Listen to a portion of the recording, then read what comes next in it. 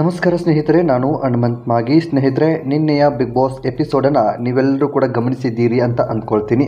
ಒಂದು ರೀತಿಯಾಗಿ ನಿನ್ನೆ ಕಿಚ್ಚ ಸುದೀಪ್ ಅವರು ಎಲ್ರಿಗೂ ಕೂಡ ಕ್ಲಾಸ್ ತೆಗೆದುಕೊಂಡ್ರು ಅಂತಲೇ ಹೇಳ್ಬೋದು. ವಿಶೇಷವಾಗಿ ಬಿಗ್ ಬಾಸ್ ಮನೆಯ ಬಾಗಿಲನ್ನು ಕೂಡ ಓಪನ್ ಮಾಡ್ತಾರೆ. ಇದರ ಉದ್ದೇಶ ಇಷ್ಟೇ, ಬಿಗ್ ಬಾಸ್ ಮನೆಯ ರೂಲ್ಸ್ಗಳಾಗಿರಲಿ ಅಥವಾ ಬಿಗ್ ಬಾಸ್ ಮನೆಯ ಆಟ ಯಾರಿಗೆ ಗೊತ್ತಿಲ್ಲ ಅವರು ಈ ಒಂದು ಮನೆಯಿಂದ ಹೊರಗಡೆ ಹೋಗ್ಬೋದು, ನಾನೇ ಅವರನ್ನ ಪ್ರೀತಿಯಿಂದ ಕಳಿಸ್ಕೊಡ್ತೀನಿ ಅನ್ನೋ ರೀತಿಯಲ್ಲಿ ಹೇಳ್ತಾರೆ. ಈ ಒಂದು ಮಾತು ಮಾಳು ನಿಪ್ನಾಳ್ ಅವರಿಗೆ ಅರ್ಥ ಆಗ್ಬಿಡುತ್ತೆ. ಇದನ್ನ ವಿಶೇಷವಾಗಿ ನನಗೋಸ್ಕರನೇ ಹೇಳ್ತಿರ್ಬಹುದು ಅಂತ. ಆದರೆ ಅವರು ಟಾರ್ಗೆಟ್ ಮಾಡಿ ಒಬ್ಬರಿಗೆ ಹೇಳೋದಿಲ್ಲ, ಬದಲಿಗೆ ವೀಕ್ಷಕರಿಗೆ ಮತ್ತು ಈ ಒಂದು ವಾಹಿನಿಯನ್ನು ಗಮನಿಸ್ತಾ ಇರುವಂಥವರಿಗೆ, ಆ ಒಂದು ಬಿಗ್ ಬಾಸ್ನ ನೋಡ್ತಾ ಇರುವಂಥವರಿಗೆ ಸಹಜವಾಗಿ ಗೊತ್ತಾಗಿರುತ್ತೆ ಯಾಕೆ ಈ ಒಂದು ಮಾತನ್ನ ಹೇಳಿದ್ರು, ಯಾರಿಗೋಸ್ಕರ ಹೇಳಿದ್ರು ಅಂತಂದ್ರೆ ಅದು ಮಾಳು ನಿಪ್ನಾಳಿಗೋಸ್ಕರ ಅಂತ. ಒಂದು ವಾರದ ಎಪಿಸೋಡ್ ಅಲ್ಲಿ ಈ ಒಂದು ವ್ಯಕ್ತಿ ಹೇಳ್ತಾರೆ, ಒಂದು ಕಡೆ ನನಗೆ ಈ ಮನೆಯಲ್ಲಿ ಇರೋಕೆ ಆಗ್ತಾ ಇಲ್ಲ, ಇಲ್ಲಿ ಹೊಂದಾಣಿಕೆ ಆಗ್ತಾ ಇಲ್ಲ, ಇಲ್ಲಿ ಭಾಷೆಗಳು ಅರ್ಥ ಆಗ್ತಾ ಇಲ್ಲ, ನನಗೆ ಈ ಒಂದು ಬಿಗ್ ಬಾಸ್ ಮನೆಯಲ್ಲಿ ಬದುಕೋದು ತುಂಬಾ ಕಷ್ಟ ಆಗ್ತಾ ಇದೆ, ನಾನು ಮನೆಗೆ ಹೋಗಬೇಕು ಅನ್ನೋ ನಿರ್ಧಾರಕ್ಕೆ ಬಂದುಬಿಟ್ಟಿದ್ದೀನಿ ಅನ್ನೋ ರೀತಿಯಲ್ಲಿ ತಮ್ಮ ಸ್ನೇಹಿತನ ಜೊತೆ ಮಾತನಾಡ್ತಾ ಇರ್ತಾರೆ. ಆ ಒಂದು ಸಂದರ್ಭದಲ್ಲಿ ಈ ಒಂದು ವಿಷಯವನ್ನ ಬಿಗ್ ಬಾಸ್ ಟೀಮ್ ಗಮನಿಸುತ್ತೆ. ಅದೇ ರೀತಿಯಾಗಿ ಕಿಚ್ಚ ಸುದೀಪ್ ಅವರು ಈ ಒಂದು ಶನಿವಾರದ ಎಪಿಸೋಡ್ ನಲ್ಲಿ ಅವರು ಒಂದು ರೀತಿಯಾದಂತಹ ಕ್ಲಾಸ್ ಅನ್ನ ತೆಗೆದುಕೊಂಡ್ರು. ಒಟ್ಟಾರೆಯಾಗಿ ನಿನ್ನೆ ಎಪಿಸೋಡ್ ನ ಗಮನಿಸಿದ ಮೇಲೆ ಒಂದು ಅರ್ಥ ಆಯ್ತು,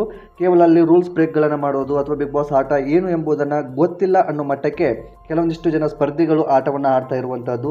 ಸೊ ಎಲ್ಲವೂ ಕೂಡ ಇದೆ ಎಂಬುದು ಮೇಲ್ನೋಟಕ್ಕೆ ಕಿಚ್ಚ ಸುದೀಪ್ ಅವರು ಹೇಳಿದ ಹಾಗೆ ಕಾಣಿಸ್ತಾ ಇತ್ತು. ಉತ್ತರ ಕರ್ನಾಟಕದ ಹೆಮ್ಮೆಯ ಗಾಯಕ ಅಂತ ಈ ಒಂದು ಮಾಳು ನಿಪ್ನಾಳ್ ಕರೆಸ್ಕೊಂಡಿದ್ದಾರೆ. ಸಾಕಷ್ಟು ಫಾಲೋವರ್ಸ್ ಕೂಡ ಇದ್ದಾರೆ. ಆದರೂ ಕೂಡ ಆ ವ್ಯಕ್ತಿಯಲ್ಲಿ ಹೋಗಿ ಯಾಕೆ ಸೈಲೆಂಟ್ ಆಗಿದ್ದಾರೆ ಎಂಬುದೇ ಒಂದು ಯಕ್ಷ ಪ್ರಶ್ನೆ ಆಗಿದೆ. ಸಾಕಷ್ಟು ಜನ ಬೆಂಬಲಿಗರಿದ್ದಾರೆ, ಸಾಕಷ್ಟು ಜನ ವೋಟ್ಗಳನ್ನು ಮಾಡ್ತಾ ಇದ್ದಾರೆ. ಸೊ ಅದೆಲ್ಲವೂ ಕೂಡ ಇದ್ದ ನಂತರವೂ ಕೂಡ ಆ ವ್ಯಕ್ತಿಯ ಮನಸ್ಥಿತಿ ಯಾಕೆ ಅಷ್ಟು ಕುಗ್ಗೋಗ್ಬಿಟ್ಟಿದೆ ಎಂಬುದೇ ಒಂದು ಯಕ್ಷ ಪ್ರಶ್ನೆ ಆಗಿದೆ.